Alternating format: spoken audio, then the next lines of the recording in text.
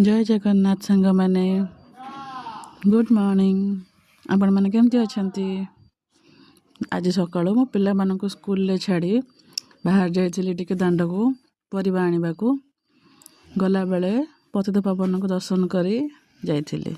आपण मैंने दर्शन करंतु आपण मान दिनटी भी भलरे जाऊ। और मंदिर सामने रे केते बसिकी समस्त कीर्तन करती आपण मैंने देखु सबुदिन करती।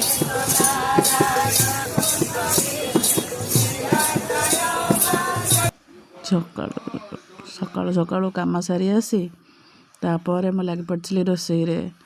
मो पुओ कहता आज सोयाबीन आलू तरकारी करने करी सोयाबीन आलू तरकारी। आज थिला सोमवार से आज सब बिना पियाज रसुण होता पूरा साधा। आम आइंस खाऊनु किंतु पियाज रसुण खाऊ से भी जदि कौन भल मंद दिन पड़गला से भी बिना पियाज रसुण। आज करी भात डालमा दही बैगण सोयाबीन आलू कैप्सिकम तरकारी साग सागर टिके डालमा पकई आउ साइड्रे थिला काकुड़ी।